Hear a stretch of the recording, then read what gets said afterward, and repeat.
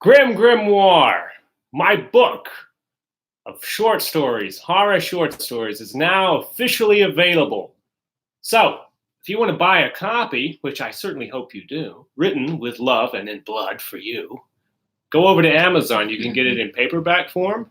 You can also get it in ebook form. And it's dedicated, look at this. If we open it up to the dedication page, it says, "For Becca." Now, who's Becca, I wonder? No. Could it be this person sitting next to me who helped so much with everything I've done with this book and stuff you haven't even seen yet involving this book? By the way, I'm Elsie Holt, and this is my update for the last week of October. Can you believe that? It's the last week. By the time you see us again, it'll be November the 1st, which means we're going to celebrate Halloween a week early. Isn't that fun? Yes. And we're going to do it by talking about a book. Not this book, but a book almost as good. I'm just kidding. Now, a book by William Peter Blatty called The Exorcist. We're going to talk about the book, and we're also going to talk about the famous film that it inspired. Now, The Exorcist as a book is one of my favorites. I've read it. You know, I don't read books over and over again very much. I read a lot of books, but I usually read them once. The Exorcist by William Peter Blatty is a book that I have read 4 or 5 times, and that's probably being conservative. It's a fantastic book. He has a great writing style. I love how he writes dialogue, and the prose is very poetic. The only other person I can think of who writes prose that is fast-moving but is as poetic is like early Clive Barker. You know, he was really great with that, almost like his poetic style he seemed to have. So I want to say William Peter Blatty, rest his soul, he has passed away, was a fantastic author. And he wrote this book back in 1971. And it was based around an exorcism that he heard about that was going on near where he went to school in Georgetown. Okay. This was talked about in the streets. In 1949, the case of Roland Doe, that's an alias. And it was a young boy with mental illness, older than the character in The Exorcist. The little girl in The Exorcist is about 11 or 12. This was a teenager. Okay. And his family, because of how he was acting so aggressively, decided that he had a demon in him. So old Roland got exorcised. And William Peter Blatty heard about this true story and wrote this book, The Exorcist. It was not his first book, but it was certainly, I think, it's easy to say it was his most famous, ultimately. Now, originally, he had been talking to this director, William Friedkin, who had already done The French Connection, which was very famous in its time. Now, I have to confess, when you are a film aficionado, as I am and as you are, many times you'll hear The French Connection, and they'll say, "My God, that was a film unlike any film. That was one of the greatest films ever made." I don't agree. That's one of the films that everyone is supposed to love that I just don't. I didn't jab with you. I didn't. It was like that. A Few Good Men. There are a few other movies that I just don't dig, and I think I'm supposed to. But French Connection is one of them. Well, William Peter Blatty dug it because he was talking to William Friedkin originally about adapting a book of his called Twinkle, Twinkle, Killer Kane. And they tried to get that going. Ultimately, it was made into a movie called The Ninth Configuration that William Peter Blatty wrote and directed in 1980. We'll talk, there are some more elements that connect these two projects. We'll talk about that here shortly. But what we discover is that when they couldn't get Twinkle, Twinkle, Killer Kane made, they started to think of what else could we do together. Well, Blatty was in the process of writing The Exorcist. And when William Friedkin, the director, saw the early galleys of The Exorcist, he said, "This is what I want to do." So they decided to work on this new book instead of the Twinkle, Twinkle, Killer Kane, aka The Ninth Configuration. And so William Peter Blatty wrote a screenplay for The Exorcist. adapting his novel, which, by the way, the novel was very successful as a book prior to the film, which, helped to get Warner Brothers interested in making it into a movie. That did not mean it was easy to get it made, because there were actually a few other directors that Warner Brothers thought about for the film before they officially signed Friedkin, like Mike Nichols was one of the early ones, and he read the book and thought it was a great book, but what he determined was that there was no way you could do this with a 12-year-old girl. Yeah. He was like, I don't think this is going to work. Like, how do you first we got to find a 12-year-old capable of doing this part. Then the whole thing hinges around her performance. Nichols was just like, I don't think we can find a 12-year-old that can pull this off. Yeah. So he wasn't interested. Friedkin, though, was freaking out about making this. And ultimately, Warner Brothers decided to go with him. Now, Blatty's original script for The Exorcist was different. He altered his own book. He pulled a Stephen King when he wrote the adaptation. And Friedkin, saw this script, the original one, and was like, I don't want to do that. He said, no, I want the book. I'm going to use my book as an example. And I'm not promoting at all. Yes. The book that you wrote. I want to do this book, not that book, but The Exorcist. And Blatty was like, okay, well, I guess I'll just do the book. Like, I'll write exactly what's in the book. And Friedkin was like, yeah, that's the idea. And so he did. I would love to see the original script. Yeah. I'd love to see what was changed. Like, what did Blatty, what was his original script like? How different was it from his own book? But one thing you do realize if you've seen the movie, because I did see the movie before I read the book, and I'm equally in love with both of them. It's one of my favorite books, certainly genre books, but I would say in general as well. And it's one of my favorite horror films. Because I think both carried great weight. It's a great example of an adaptation that actually captured the book, the essence of the book and the weight. So I think Friedkin was right in saying, let's just do this. I'm not going to hold up my own book to demonstrate again, but let's just do this book, But I would like to see that. Now, we'll talk a little bit about casting. There are some primary characters in this. Obviously, there's the mother, played ultimately by Ellen Bernst. The character in the book, as in the film, is an actress of some note. She is in Georgetown shooting a film that is being directed by a guy named Burke Dennings, a very eccentric, alcoholic. You know what I thought when I first saw the movie? Like a Roman Polanski type guy. Because Jack McGowan kind of looks, the guy they cast, a little bit like Roman Polanski. Yeah.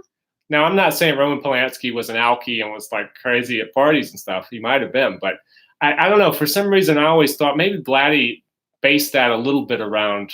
But it could just be, like I say, watching the movie first, the image in my mind of Burke Dennings is Jack McGowan, who bears a resemblance to, Roman Polanski. They could have just gotten Roman Polanski. They could have. And it was there's a line in the movie and in the book where the actress Chris MacNeil asks Burke Dennings, the director, she says, "Who wrote this?"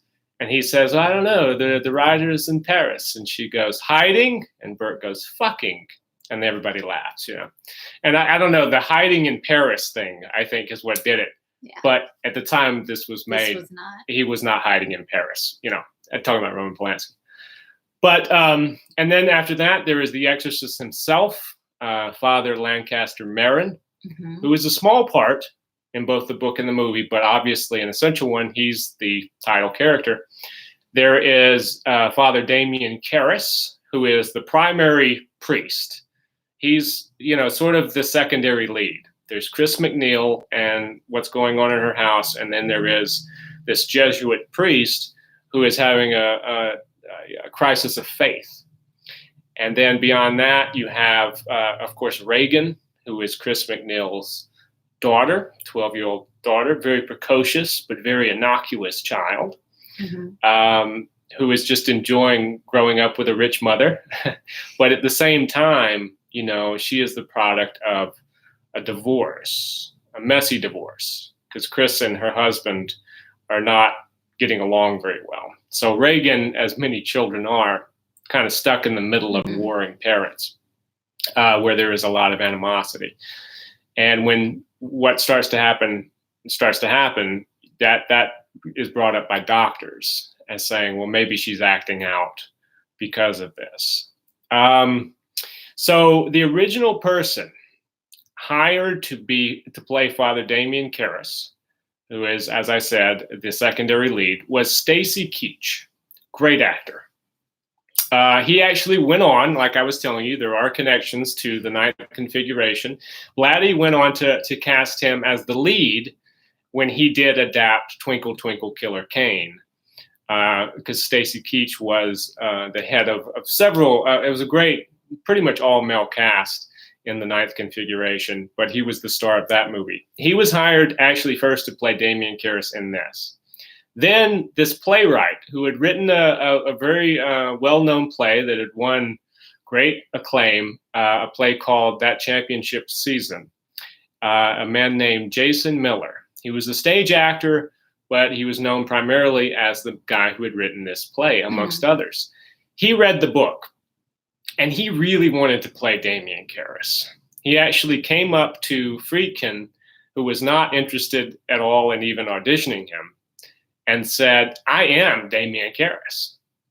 And, Jason Miller was kind of right, because Jason Miller had studied to be a Jesuit priest and had decided not to because of a crisis of faith.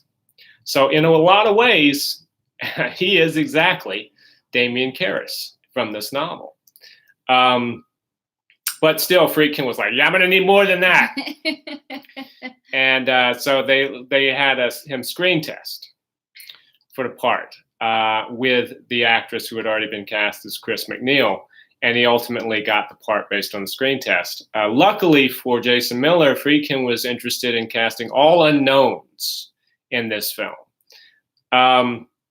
Now, the thing about casting Chris MacNeil, that was difficult. Ellen Bernst, as I said, ultimately wound up with the role, even though the studio was not interested in her playing the role.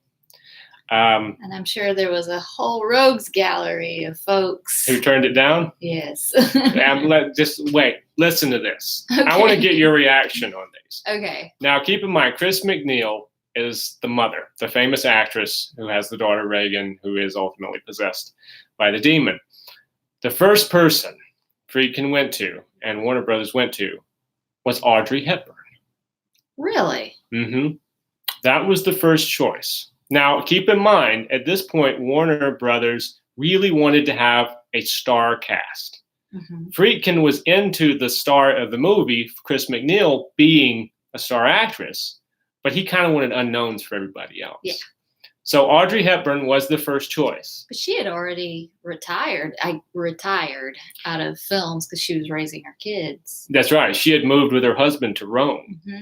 And they sent her the book and the script, and she was really interested in playing Chris, but she said, I can't leave Rome. Yeah. So if you shoot the film in Rome, I'd be more than happy to be in it, but it was just too costly. And because the Georgetown setting of The Exorcist is very important. I mean, watching the movie, it's almost like Georgetown is a part of, it's a character. Yeah. So they couldn't get Audrey Hepburn. Choice number 2 for Chris MacNeil, Anne Bancroft.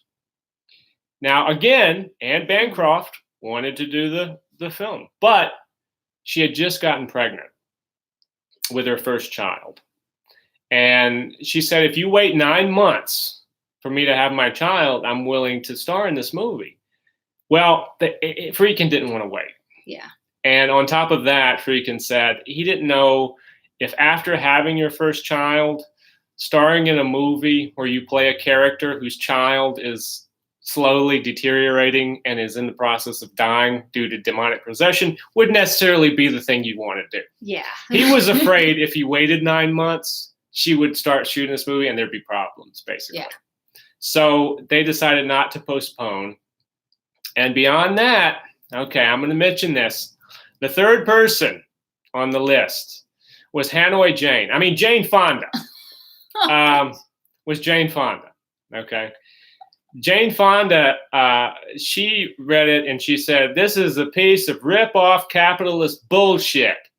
Because, she was going through that phase. She was busy posing on top of weapons in Vietnam. And she was really good at picking out, films at that point. Right, because we all know Jane Fonda, as she became an aerobics queen, had nothing to do with capitalism.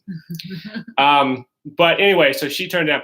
But William Peter Blatty had another actress in mind, Shirley MacLaine.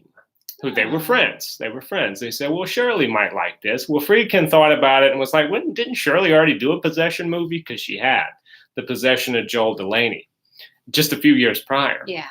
And he was kind of like, I don't know if I want to have her star in my possession movie when she just did a possession. Of course, nobody remembers The Possession of Joel Delaney, and everybody remembers The Exorcist. But you didn't know that at the time. So Friedkin didn't like that connection. So ultimately, they went with a relatively unknown actress, a member of the Actors Studio, a stage actress who had been in films, Ellen Bernst. And she was cast ultimately as Chris MacNeil. But as you see, they went down a long line. Yeah. So what do you think of those potentials out of Audrey Hepburn, Anne Bancroft, Hanoi Jane? Well, I like Audrey Hepburn, so I would have really liked to. I'm surprised. Well, I'm surprised and not surprised that she was like, yeah, I'm interested, because she did seem to pick scripts that weren't, Yeah. I mean, she didn't seem to want to be in a box, but also I would like to have had like a camera on her as she read the script, particularly certain scenes, with the crucifix, how she was like, oh yes, this is good. Oh, this is lovely. Lovely. I'm going to. Holly Golightly is going to be ripping the bloody crucifix from her daughter. No, but I think that's true. I think she would have been.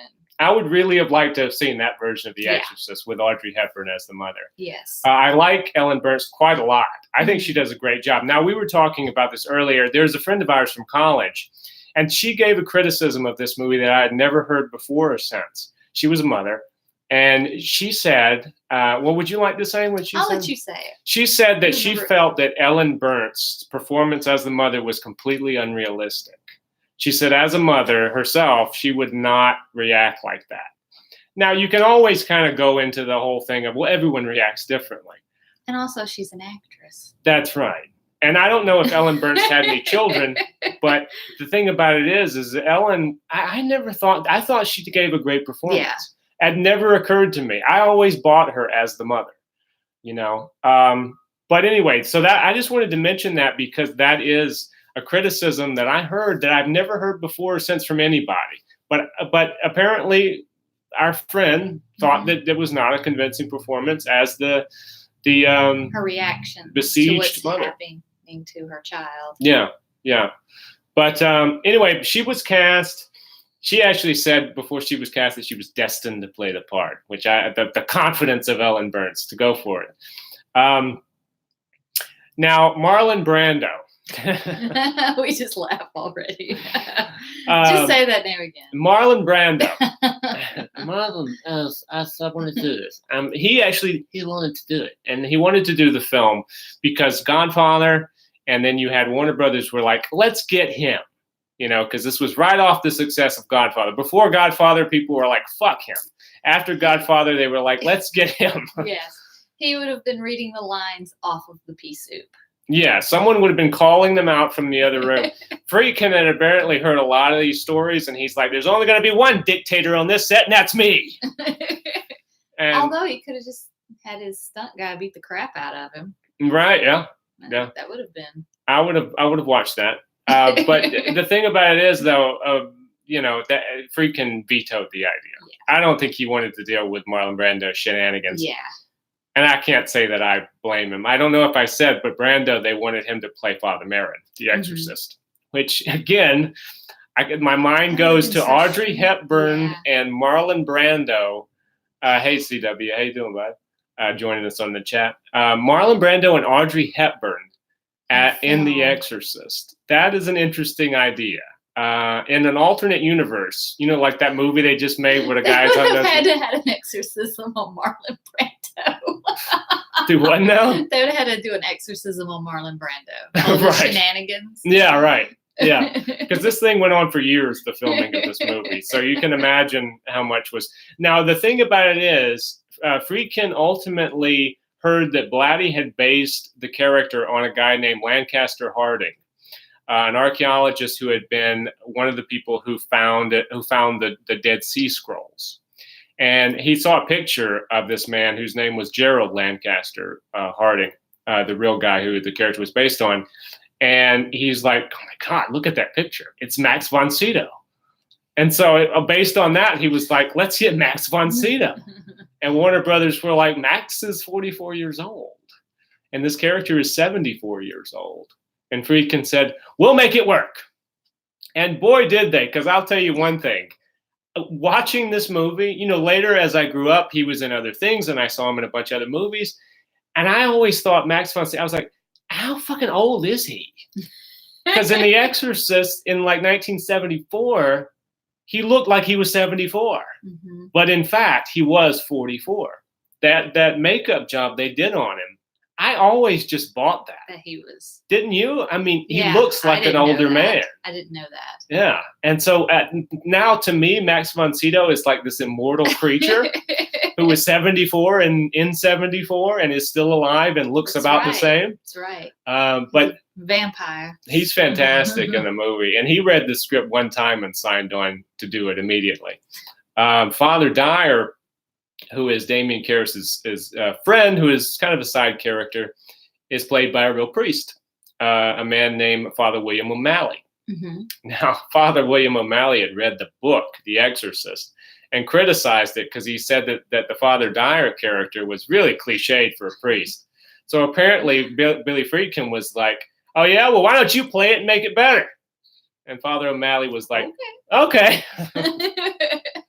So he got to play the character who he criticized from the book, which is kind of a neat bit of trivia. And I'm sure he loved it. Oh, I'm sure he did. The character's so much This is the best character ever written. Thank you, Billy and Billy. Now, Regan, let's get down to the casting of the girl. This was some of these casting choices. I can't wait to throw these out. Was one of them Jodie Foster? No. Oh, okay. Surprisingly, no. She was always in the pot. She was always in the pot, yeah. But surprisingly, no. There was no Jodie Foster up for the part of Regan. Denise Nickerson from Willy Wonka, Viola, was one of the people that auditioned. But her parents saw the script and were like, hell no, she's not. She does what with this crucifix? No. Another one was Anissa Jones. Remember Family Affair, Buffy? Oh my God. She auditioned, and her parents were concerned as well. Well, I mean, imagine if she had done that. And what happened to her? I know. Yeah. That would have been. Yeah. You'd had the curse of the Exorcist for real. Well, we'll talk about that curse a little bit here shortly. But yeah, so there's a couple interesting choices. Viola from Willy Wonka and the kid from Family Affair, Buffy. Now, the only person who didn't audition, or maybe she did and we just don't know about it, was Cindy Brady. Yeah. Why didn't she audition? Mm-hmm. Maybe she was getting a little older. Or that kid, well, I shouldn't make fun of her. She's passed since, I think. I don't know. Oh, let's make fun of her anyway. The little girl from Partridge Family. I was going to say her. Yeah. Like her hand would just she had zero rhythm, but she was like, ooh, yeah. How does this work? That's so weird. It's a tambourine. I was going to say that, yeah. That was she probably did audition too. Susan Crowe, I think was her name. That's right, yeah. Yeah. But ultimately, they found Linda Blair. Linda Blair's mother came in and approached William Friedkin in the office. She didn't have an audition. She had already garnered a relationship with Warner Brothers Brass when Linda auditioned for other projects, but she put her daughter's name into the hat, and they auditioned her, did screen tests with her, and ultimately the concern was always, can a 12-year-old handle this?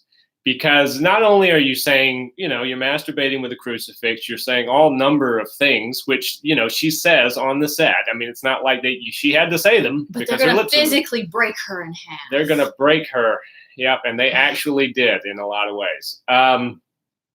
But anyway, she tested for the part and she got the role. They thought that she could handle it. The whole time everyone was going, are you sure, kid? Like, are you okay? Because they put her through the ringer. This 12-year-old went through hell. Just the makeup test alone, being an actor and having gone through makeup, it can be hellacious. And some of the makeups that they put on Linda Blair, just in the testing process, because Dick Smith, the immortal Dick Smith, the great legendary special effects man, the legend, he put her through many, many tests. Mm-hmm. And some of them look terrible. But, you know, eventually. Like that first one? The really witchy one? Yeah, the witch one, yeah. Yeah, with the big eyebrows and stuff. They just wanted to see if they could make this little girl look evil. And ultimately what they decided to do, which I think was a good idea, was William Friedkin said, well, instead of her face, like her bone structure changing, why doesn't she just scar herself? Which is the direction that they went. So Linda Blair, she has discoloration, her lips are cracked. And one's like kind of drooping. A stroke or something. Yeah. But essentially a lot of the thing is just that she's taken this crucifix, I guess, pre-masturbating with it and just started to cut her own face with it, which is a neat approach. And I think seeing some of those tests, you can find pictures and documentaries where you can see what they look like. I think that was the right route to take. Now, originally they were going to use Linda Blair's voice. They were going to, you know, like grizzle it up and make it deep and stuff. And at the end of the day, they looked at that in post and were like, I don't really think that's working. Because Linda did everything on the set. The performance was physically entirely hers, but they decided to bring in someone else to do the voice at the last minute. And who they brought in was an Oscar-winning actress from All the King's Men, 1949. She won Best Supporting Actress Oscar, a lady named Mercedes McCambridge. She'd also been in Giant with Jimmy Dean, and she was in Suddenly Last Summer, the Tennessee Williams film, with like Liz Taylor was in that, and Katharine Hepburn, Montgomery Clift. So she'd worked with a lot of people. She'd worked with John Wayne. Thing about Mercedes McCambridge, she had a very unique voice. Always did. Kind of a smoky voice. I was going to say, was she a 10-pack a day smoker? She was when they were shooting this thing. Actually, not when they were shooting it, but after the fact, because apparently they strapped her to a chair and made her smoke packs of cigarettes and drink a lot of bourbon and talk into a microphone, which Mercedes McCambridge, if you've ever heard her voice in interviews and stuff, she didn't have to do much with it. They didn't have to alter it too much. And it's pretty amazing because, you know, Friedkin wanted that androgynous thing with the voice of the demon. He wanted the demon to sound male, female, a little bit of both. And it is kind of difficult when you, we saw that documentary where he's like, who the hell sounds like that? And that's true because, sitting here thinking of modern actors or actresses, you go, who does sound like that? But Mercedes McCambridge was a great choice. And she actually had to sue. Did you know the first run of The Exorcist had no credit for her as the voice of the demon? After they tied her up, made her smoke all those cigarettes, took 10 years off of her life, and they didn't even credit her. But she sued them. So all subsequent editions, like VHS and obviously all the DVDs and Blu-rays and stuff, have her credited. And this is the only movie where she did the voice of the demon, because there have been others. Yeah. But I think it's safe to say this is the best voice that I've ever heard in any sort of Exorcist or any Exorcist spinoff or carbon copy or whatever. Now, they filmed this. The exteriors were in Georgetown, which is where the film is set, where the story is set. The falling leaves. That's right. So many leaves. And as I said before, it is kind of a character in the movie. Yes. The interiors were done at a Manhattan studio, so not far, I'm sure it's hard to refrigerate someone's house. Yeah. They were going to do that. Oh, the stairs, the Exorcist stairs. Oh, yeah. Which are on the corner of Prospect Street, still to this day in Georgetown. And many people go there and take their pictures. 97 stairs. Graffiti it up. Graffiti that shit up. Well, it's amazing that they use the actual steps for the stunt guy to. He jumped down them twice. Jason How many Miller. back issues does he have? That's Probably, what I want to know. I think everybody from this movie walked away with a back issue, from what I understand. But yeah, Jason Miller stuntman padded those 97 stairs with half-inch foam, concrete stairs. 100 stairs. That's not enough foam. And he threw himself down there twice. And Jason Miller was standing at the top going, "Good job, guy. Do it again." No, I don't know if he was doing that. But he does tell a story about the Jonestown. Oh, Lord. That's a show for a different day. The Georgetown kids. He was talking about the Georgetown kids were paying. They were trying to get people to pay to watch the stunt. So you pay like $5 and you could stand on one of the rooftops that they had secured and look down and watch this poor man fall down these stairs. Is this how they raised funds? No, that's how the Georgetown kids, that's how the Jonestown kids raised funds. Okay. Kool-Aid is expensive. But as you said, the Manhattan set had to be refrigerated for Regan's bedroom. I always want to call her Regan because if you hear some reviews, people will pronounce it as Regan. It's pronounced Regan. It's spelled like Regan, but it's pronounced Regan. But her room, the studio, had to be refrigerated because this was long before CGI. And if you've seen the movie, you know that everywhere in the house is warm, except when you go into Regan's bedroom when she's possessed. And then it becomes freezing cold. And that's also in the book. And so Friedkin wanted to see their breaths. Very hard to see someone's breath under stage lights. Yes. So they had to refrigerate the hell out of this set. And everyone was wearing parkas and coats. And apparently you could get like 3 or 4 minutes worth of footage. And then you would have to shut off the lights because the lights would heat the set up. And then you couldn't see their breath anymore. So this is one of the reasons why this filming went on for almost a year. Long time to film a movie. Yeah. The actors' faces were frozen, but Linda Blair's whole body was frozen. Because she's just in a nightie gown. She's laying in the bed the whole time in a nightgown. And I think that I love the production stills because you see her and she's freezing to death, and then cut to the director and the crew, and they're just so nicely bundled, and they got big old smiles on their faces. Down jackets, scarves, hoods, and then this poor 12-year-old child is. I think they would throw blankets on her in between, but you know how it is on a film set. And particularly when you're probably working with someone as demanding as William Friedkin, he's not going to let you like run in and out and cover up. It's going to be more like, okay, we can't see the breath anymore. Keep going. Yeah. So you know that kid was probably exposed more than she was covered. Did she not get sick? I don't know. To this day, Linda Blair says she hates the cold, and she thinks it's because of that. Now, this is an interesting bit of trivia. The medical testing scenes, which a lot of people talk about because of how accurate they are. Watching the movie, it's as if you're watching a medical video of these things being done, and it's very disturbing. In fact, my mother went to see this movie in the theater when it first came out, and she said she barely made it through the scene where Regan has the thing put in her throat, and they do the whole x-rays and everything. Well, here's a bit of trivia. The technician in the movie, not the doctor, not the guy who plays the doctor, but the radiograph technician is a guy named Paul Bateson. Well, after this movie, it was revealed that he is a serial killer. So if you watch The Exorcist, the technician who's administering these tests to Regan and telling her everything's going to be all right, come to find out, he was like murdering people. And he eventually got caught. And Friedkin used the experience of knowing this guy as the basis for his film Cruising, which came out later. Now, we could do a whole show, talk about Jonestown, we could do a whole show on Cruising. Because me and her watched Cruising one night. I had never seen it before, and I saw it was on the list of like the cable thing. It was on some, You just saw Al Pacino.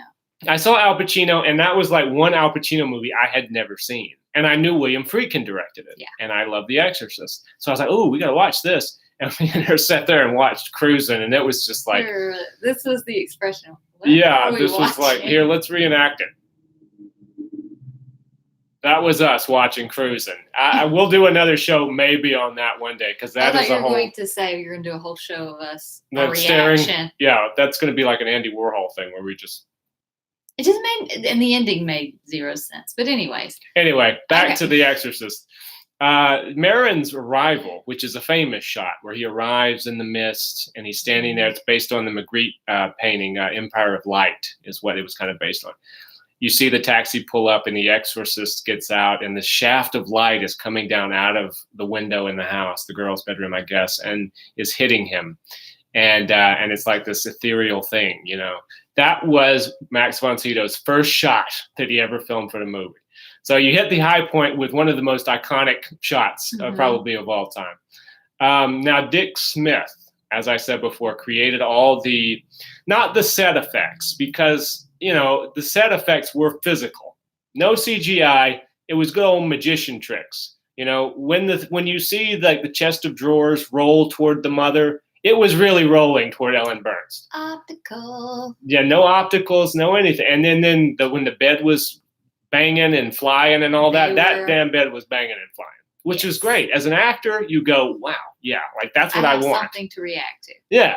I'm not staring at a green tennis ball. Exactly. You're actually acting to what's going on. Well, Dick Smith created a lot of really well-known effects. The spinning head, when Regan's head goes around, the pea soup shooting out of the mouth of actually Eileen Dietz, not Linda Blair. Eileen Dietz was an adult lady who I'm soon to do a movie with, I believe. But she was about the size of a child, so she was the stand-in for Linda Blair. And a lot of the effects that involved really kind of uncomfortable stuff, or when they needed the child to hit somebody with force, they needed an adult sort of thing, but you needed it to look like a child. That was done by Eileen Dietz. Dick Smith created the gag with the vomit coming out by smashing this tubing down very thin, so thin that you couldn't see it if it was pressed against your skin. And he put the makeup on top, which meant that the tube that the vomit shot out of had to permanently be in your mouth for probably 12 hours. Basically, when you were in that, you were in that. So they weren't going to put Linda Blair in that. They put Eileen Dietz in that. Eileen Dietz is also famously the face of the demon in subliminal flashes throughout the movie. You see this sort of black-faced creature, or it's sort of white with this weird-looking thing, and the teeth showing. That's Eileen Dietz's face. So Eileen is all over this movie. Yes. Whether she's doubling for Linda or whether she's the demon itself. Linda Blair was one of many people injured. Do you want to tell this story? About how she got injured being thrown around? Yeah, the contraption where it's like this metal thing. It's like molded to her back. And they laced her into it. Flinging her up and down. And her neck is just flopping like a rag doll. And you're like, oh, whiplash. They had her on like a ratchet, this guy behind the wall. And because in the scene, you see her, she's on the bed. And you see her, she's like doing this as if something invisible is picking her up and throwing her back down. And she said she was really crying. Yes, because they had no safe word. No safe word. They didn't read 50 Shades at that point. There was no safe word. So she was screaming, stop. And she meant it. And they're like, oh, we're getting a great reaction. This kid's wonderful. Look at her. She looks like she's really dying. It's because she was. That shot, I remember when I just watched her neck. I was just thinking, surely. Yeah. Surely, because that does not look. Because that was not Eileen. Eagle from the Muppets was screaming in my brain, this does not look safe. And the same guy did all of this stuff. He could torment everybody. The same dude tormented everybody. He was the guy with the ratchet tossing old Linda Blair around. There was another time when Ellen Burns gets hit. The thing. Yeah, she gets hit in the film by her daughter when she's possessed, backhanded. Now, the thing with that was she even told them, because I've worked in theater and stuff, and you always say, I don't feel safe doing this. Yeah. And they're supposed to work with you. Now, sometimes you get some crappy people that will not. Like Billy Friedkin. Yes, but they're supposed, when you say, I do not feel safe, they're either supposed to walk you through it or figure something out.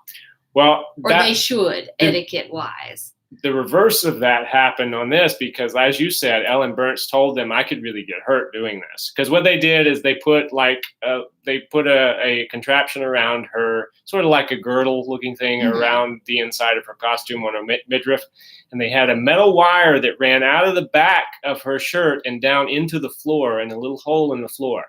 And on the other side of this metal wire was the same dude with the ratchet. He's like, oh, I get to pull another one around.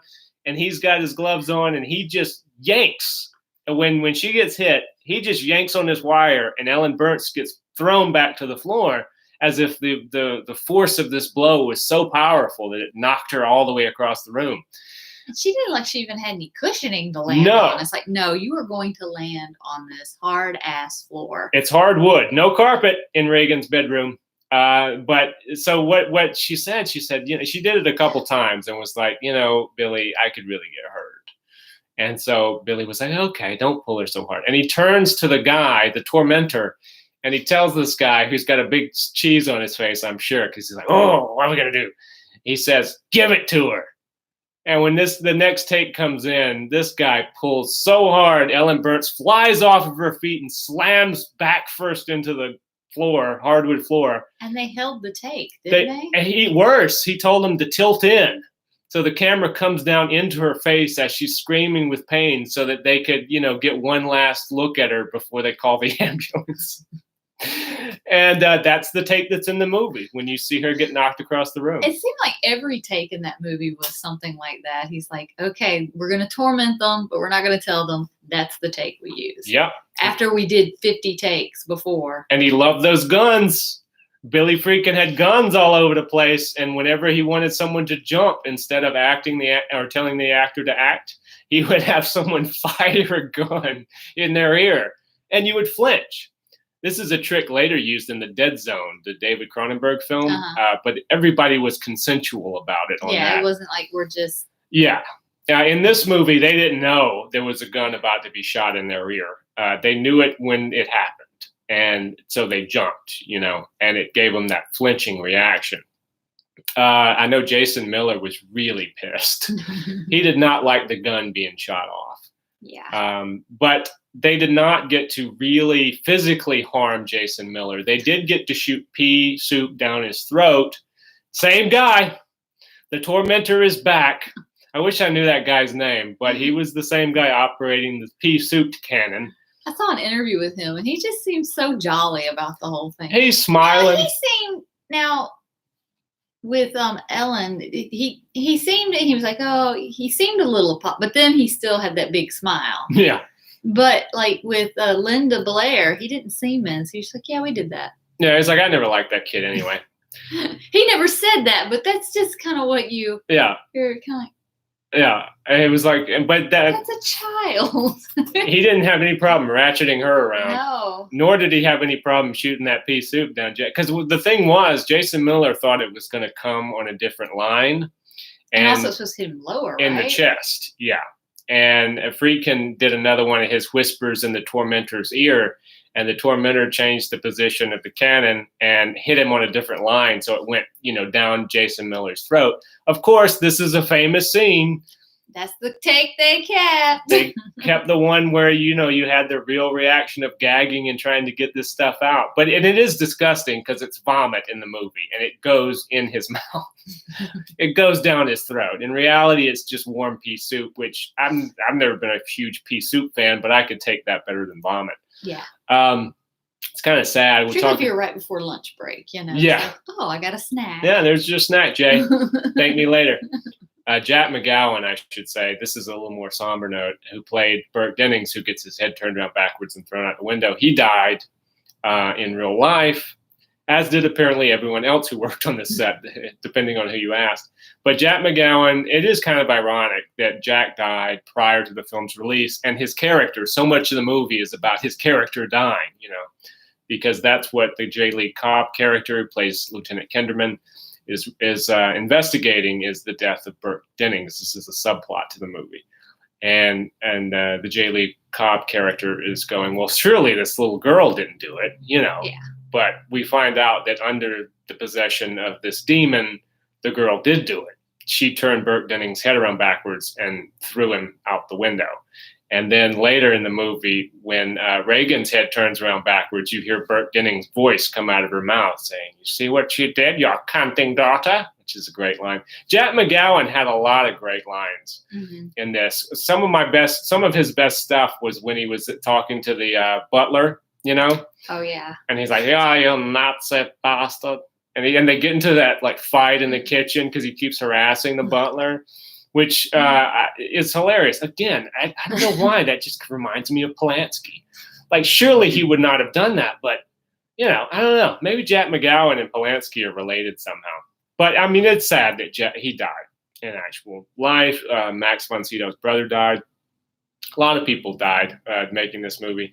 But as Max von Sydow himself said, most movies shoot in a matter of weeks. This movie shot for almost a year.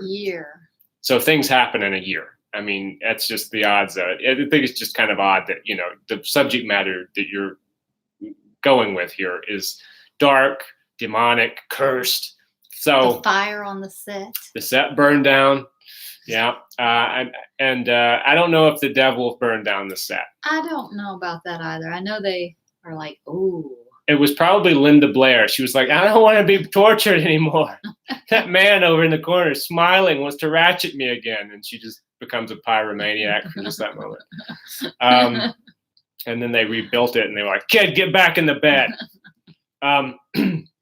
Editing this had some very unusual aspects. You had the use of subliminal imaging, which had been used before, but it's very notable in this film.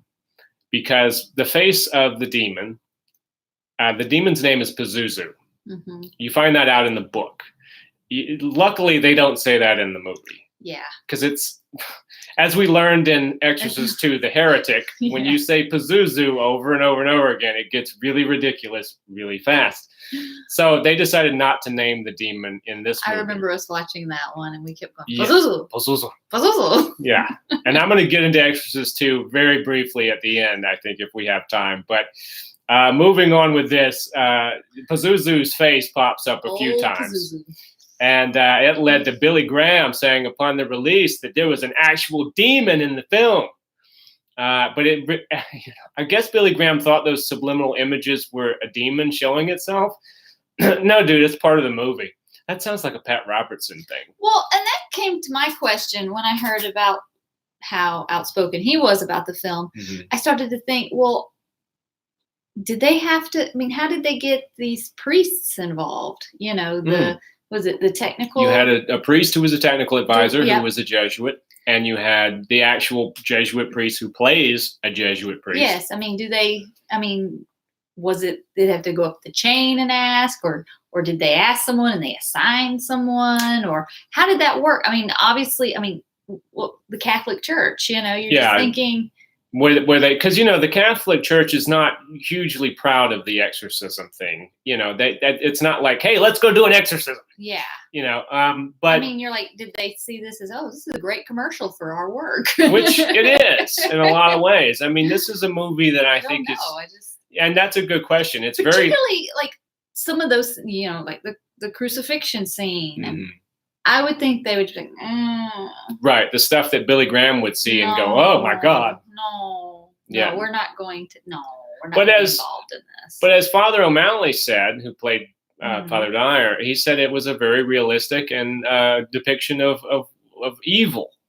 And facing it. Right, and that is a very important thing. If you're going to do a story that is fundamentally about the fight between good and evil, you can't just show evil as mischievous. Yeah, sugarcoat it. Yeah, because you lose that takes the piss out of it. There's no impact there. You have to show evil that is true evil.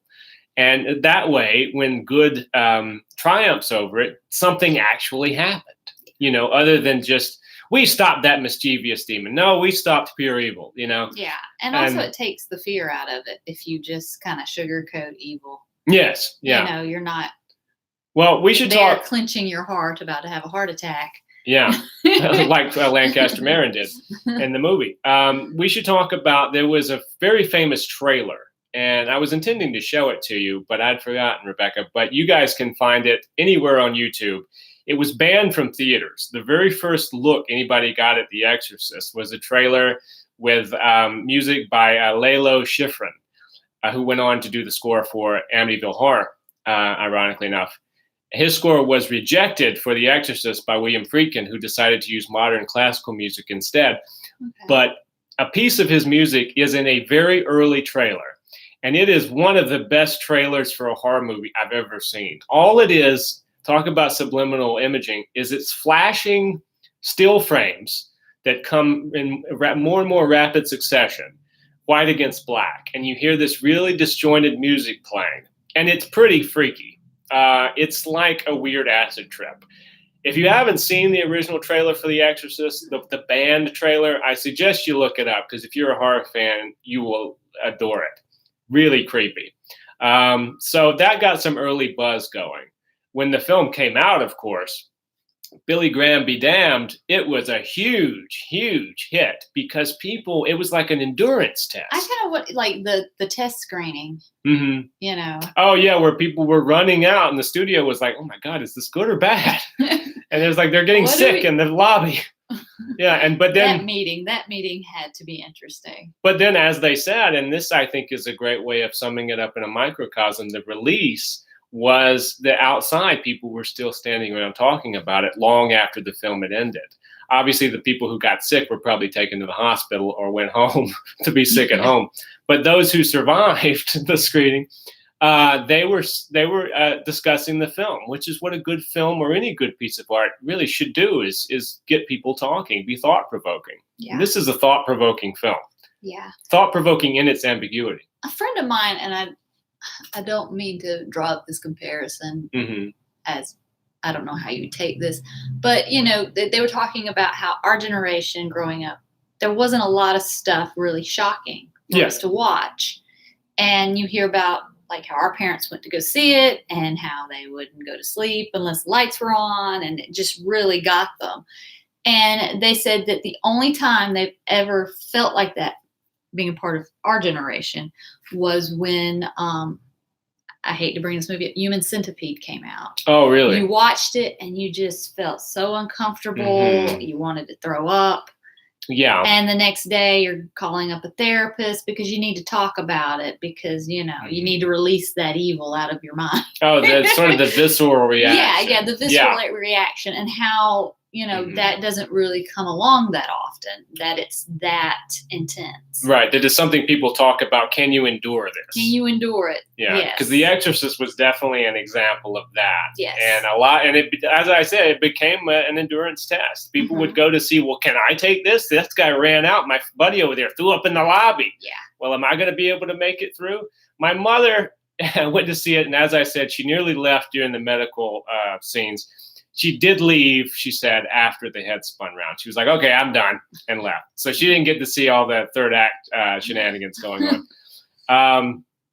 But a lot of people, if they made it through the medical stuff, once they started getting into the masturbation with the crucifix, that's when a lot of people started heading for the door. Okay, I'm done. Yeah, that's was like, okay. But it made $66.3 million in its first run alone. This was in 1974. $66 million would be the equivalent of probably, what, like 300 million now, at least? Yeah. I mean, it was a lot of dough for 1974. And this movie has endured. Unfortunately, you know, my memories of the movie growing up were always the original cut. There have been other cuts of this movie. There is a cut that was originally called the version you've never seen, which I think has later been released under a different, I think, extended director's cut, they call it. I've seen it, but now we're re-releasing Now we're re-releasing it with more stuff in it. And one of the things that I'd never liked about the re-release was the ending. They tacked on the ending, which the original film I thought had a great, powerful. The director didn't seem to like it. He just did it because Blatty wanted the ending. And so he eventually put it out there. Friedkin liked the original ending better, which the original ending, for those of you like me who grew up watching that, you can still now, I think the 40th anniversary edition, you can buy both versions. The version I own, unfortunately, is the version you've never seen. So I have all the other stuff, some of which is good. Like the spider walk is in that version, wasn't in the original. That was great. They actually cut it out of the original because you could see the wires. Yeah. You didn't have CGI at the time, so they couldn't take the wires out really well. So they couldn't make it. They didn't make it look believable enough. Now you could take the wires out. That scene, I think, is a good addition. The ending, I don't think, is such a great addition. The original cut, the version I like, Father Dyer, after seeing the Chris and Regan away, walks to the top of the famous stairs, looks down it, turns around silently, and starts to walk away in the other direction. Which I think, and then cut to black, Tubular Bells. And I think that is a really powerful ending, ambiguous, and leaves you thinking. Yes. Now, the ending that Blatty wanted, which they shot but didn't use initially, which is in the version you've never seen, continues on. Father Dyer does that. Then he walks back to the front of the house, and Lieutenant Kinderman, the Lee J. Cobb's character, comes up and says, "Have I missed them?" And Father Dyer says, "Yeah, they just left." And, Lee J. Cobb, Kinderman, and Damian Karras were very good friends, liked to go to the movies together. They developed a friendship through Karras advising on this murder case. But Karras is dead now, having toppled down those aforementioned stairs. So there's an ending where you see Father Dyer and Kinderman talking to each other. You get the idea that the friendship, Father Karras and Kinderman, will live on with Dyer and Kinderman. And then at the end, they walk away to go, I guess, see a movie together. It's a sweet ending. It's a nice little scene. But I don't know. I always like the ambiguity of Dyer at the top of the stairs turning and then walking back in the other direction. Yeah. Because he's thinking something, but it's not expressed verbally. Yeah. And it leaves you wondering, what does that mean? What is he thinking? Why didn't he go down those stairs where his friend had died in saving this girl? Now, before the version you've never seen came out, they actually did a sequel. They did a couple sequels. Exorcist 2, The Heretic, and Exorcist 3, which I love. Love Exorcist 3. I don't think it's as good as the first one. Some people say it's as good or better than the first one. I think it's really good. I think the original Exorcist is the best, though. Now, Exorcist 2, The Heretic was like, there's no even comparison. It's so terrible. But as Linda Blair said, they started with good intentions and a fairly good script, apparently. And what they ended up with was this weird movie with Richard Burton saying Pazuzu in every other scene. Regan has a tap dance number at one point for no good reason at a talent show. There's this weird sci-fi hypnosis machine that links up your Richard Burton's mind with Linda Blair's. You just sit there, and then the end of the movie, you're like, what the hell just happened? None of it makes any sense. As I keep saying over and over again, you can't say the word Pazuzu over and over again and keep it straight. You got to do it like Richard Burton. Pazuzu. Yeah. And he's probably, half lit. I was thinking it. I wasn't going to say it. He's throwing it back, and he's like, what do we call it? Pazuzu. Pazuzu. He's like, his list called.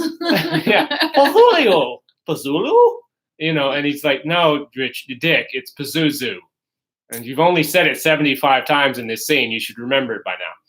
But yeah, I do not like that movie. It has some good people in it. James Earl Jones is in it. Oh, you would think, Max von Sydow returned to play Marin as a younger man. Linda Blair is again playing Regan, though she refused to wear the makeup this time. So when she's possessed, she turns into a sexual vixen of some kind. And she tries to seduce Richard Burton, which probably wasn't that difficult. But, it's just, I don't know. Her name. The other actress returned. The one, Kitty, you know what I'm talking about. Mm-hmm. The helper. Yeah. She's in it. Obviously, Ellen Burns does not. Jason Miller's character is dead, though he returns in Exorcist 3. But yeah, and John Boorman, the director of Deliverance, another movie. I don't even know if I should admit this. This might get me run out of town. Like The French Connection, Deliverance is another movie I just don't get. I don't love it. I don't know. Maybe it's just me. But those are two movies I've somehow managed to mention two movies in this show that everyone seems to like that I just don't get. Deliverance, and actually I mentioned three because I said A Few Good Men earlier. But yeah, John Boorman is still, even though I don't particularly care for Deliverance, he's still a great director. He couldn't make heads nor tails of this movie. Yeah. They changed the script a million times. So Exorcist 2, The Heretic. I would love to hear what you guys have to say about Exorcist 2, The Heretic, because I know some people just like to smoke a bowl and sit down and start watching this and just, wow, yeah, Pazuzu. I don't really dig it in that way, but I know it has its fans. I just don't think either of them are sitting in front of this camera.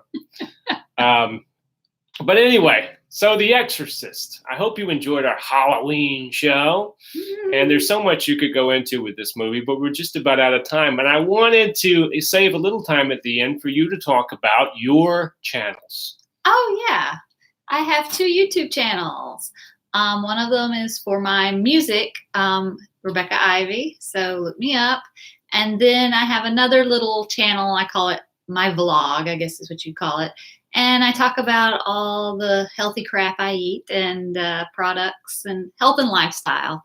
Mm-hmm. And I make an appearance on one of those. He does. He does drinking matcha. So if you're a matcha fan out there and an LC Holt fan, check out this video of him drinking all the tea. And you should also check out Grim Grimoire, my collection of horror short stories, now available. Oh, the lighting is much better when we hold it. Yeah. Grim Grimoire. It's now available at Amazon, paperback and ebook form. Go over to Amazon, check it out. Get you a copy. Read it. Read it, man. We also have some really cool stuff coming up related to Grim Grimoire, which I will reveal shortly. We were just working on it today. So until I reveal that and until November rolls around, I hope you guys have a hairy, scary Halloween. Oh, that was a Worst Witch reference. Tim Curry. Tim Curry. Check that out if you haven't seen it. Yes, absolutely. His music video. That we should have done a show on the Worst Witch. We should have. But anyway, I'm glad we talked about next year. I'm glad we talked about The Exorcist. And until we see you again, take care of yourselves, guys.